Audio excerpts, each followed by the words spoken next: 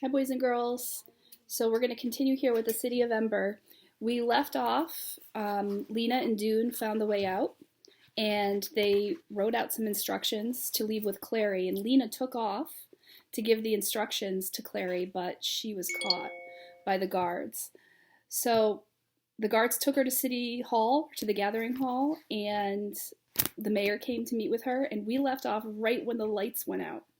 So if you're watching with someone who hasn't read the book yet, you may want to pause and fill them in and catch up on what's happened so far in the book. So I'm starting off right where we left off on Friday. The lights went out. There was no flicker this time, just sudden, complete darkness. It was fortunate that Lena had already planned her move and knew exactly which way to go. She leapt up, knocking over her chair. With her arm, she made a wide swipe and knocked over the table next to the chair as well. The furniture thumping to the floor, the teapot shattering, and the mayor's enraged shouts made a clamor that covered the sound of her footsteps as she dashed to the stairway door. Was it unlocked? She reached for the knob. Grunts and squeaks told her that the mayor was struggling to rise from his chair. She turned the knob and pulled, and the door sprang open. She closed the door behind her and leapt up 2 steps at a time. Even in the pitch dark, she could climb stairs. In the room, the bell clanged, and the mayor bellowed. When she got to the first landing, she heard the guards shouting. There was a crash. Someone must have fallen over the toppled chair or table. "Where is she?" someone yelled. "Must have run out the door." Did they know which door? She didn't hear footsteps behind her. If she could make it to the roof, and if from the roof she could jump to the roof of the prison room, and from there to the street, then maybe she could escape. Her lungs were on fire now. Her breath was burning her throat, but she climbed without stopping. And when she came to the top, she burst through the door to the roof and ran out. And that was when the lights came back on. It was as if the blackout had been arranged especially for her. I am so lucky, she thought, so extremely lucky. Ahead of her was the clock tower. She went around to the other side of it. No dancing on the roof this time. A low wall ran along the edge of the building. Lena approached it cautiously and peered out over the swarm of people assembling in Harkin Square. Directly below her was the entrance of the gathering hall, and as she watched, 2 guards dashed out the door and down the steps. Good, they'd gone the wrong way. They must think she'd escaped into the crowd. For the moment, she was safe. The clock in the tower began to chime. 3 great booms rang out. It was time for the singing to begin. Lena gazed down at the people of Ember, gathered to sing their songs. They stood so close together that she could see only their faces, which were lifted up toward the sky, with the hard, bright lights shining down on them. They were silent, waiting for the songmaster to appear on the gathering hall steps. There was a strange hush, as if the city were holding its breath. Of the whole Ember year, Lena thought, this hush before the singing was one of the most exciting moments. She remembered other years, when she'd stood with her parents, too short to see the songmaster's signal, too short to see anything but people's backs and legs, and waited for the first note to thunder out. She felt her heart move at that moment every year. The sound would rise in waves around her like water, almost as if it could lift her off the ground. Now suddenly the moment came again. From hundreds of voices rose the first notes of the Song of the City. Deep and strong. She felt as she had all the years before, a quivering inside, as though a string under her ribs had been plucked, and a rush of joy and sadness mixed together. The deep, rumbling chords of the song filled Harkin Square. Lena felt that she might step off the edge of the building and walk across the air. It seemed so solid with sound.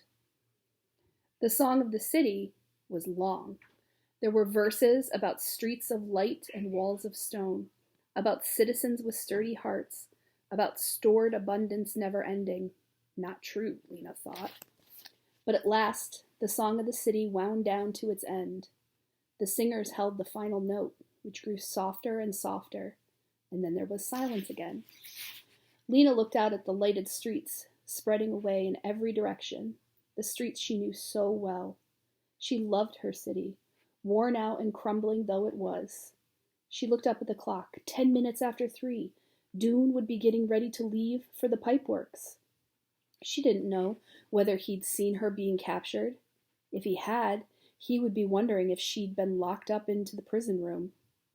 He'd be wondering if he should try to rescue her, or if he should go down the river by himself.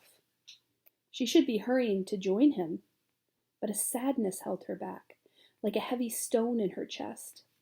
She bent her face into the palms of her hands and pressed hard against her closed eyes. How could she go away from Ember and leave Poppy behind? Because if she went, she must leave Poppy behind, mustn't she?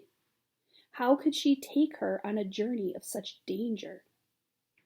The song of the river startled her when it began, the men's voices, low and rolling, swelling with power, and then the women's voices coming in above with a complicated melody that seemed to fight the current. Lena listened, unable to move. The song of the river made her uneasy. It always had. With its rolling, relentless rhythm, it seemed to urge her onward, saying, "Go down, go away, go now." The more she listened, the more she felt something like the motion of the river in her stomach, a churning, sickening feeling. Then came the Song of Darkness, the last of the 3 songs, and the one most filled with longing and majesty. The soul of Ember was in this song. Its tremendous chords held all the sorrow and all the strength of the people of the city. The song reached its climax. "Darkness, like an endless night," sang the hundreds of voices. So powerfully, the air seemed to shiver. And at that moment, the lights, once more, went out. The voices faltered, but only for an instant. Then they rose again in the darkness, stronger even than before. Lena sang too. She stood up and sang with all her might into the deep, solid blackness. The last notes echoed and faded into a terrible silence. Lena stood utterly still. Will it end like this, she thought, at the finish of the last song? She felt the cold stone of the clock tower behind her back. She waited. Then an idea came to her that made her skin prickle. What if she were to shout into the silence right now? What if she were to say, "Listen, people, we found the way out of Ember. It's the river. We go on the river." She could announce the astounding news just as she and Dune had planned to do. And then what would happen? Would the guards rush to the roof and seize her? Would the people in the square think her news was just a child's wishful thinking? Or would they listen and be saved? She could feel the words pushing upward in her throat. She wanted so much to say them. She took a deep breath and leaned forward. But before she could speak, a rumble of voices arose below. Someone shouted, "Don't move!" and someone else shrieked. The rumble rose to a roar, and then cries flew into the darkness from everywhere. The crowd was erupting into panic. There was no hope of being heard now. Lena clutched the edge of the clock tower as if the tumult below might cause her to fall. She strained her eyes against the darkness. Without light, she could go nowhere. "Lights, come back on," she prayed. "Come back on."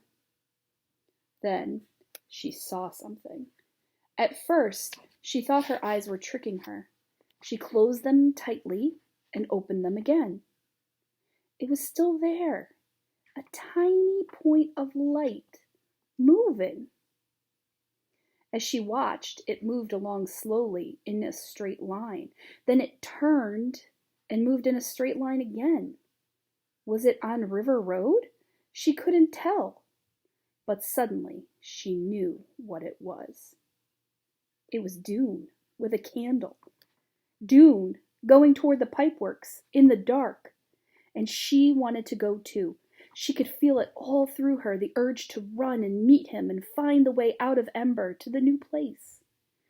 She listened to the shouts and wails of the terrified people in the square below.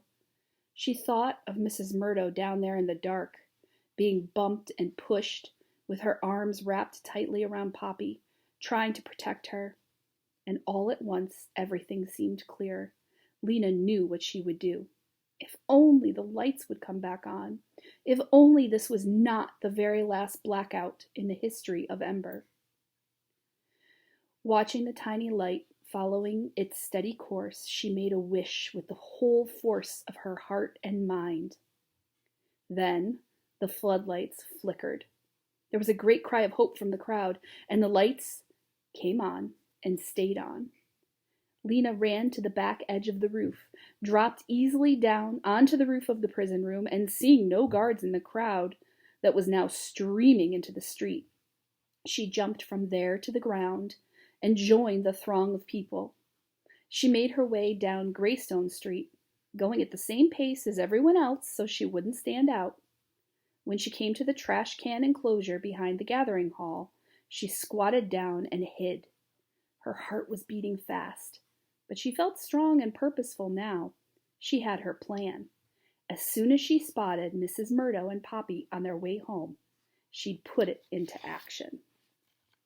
It's the end of the chapter. So why don't you think about what you think Lena's plan might be and who that would involve.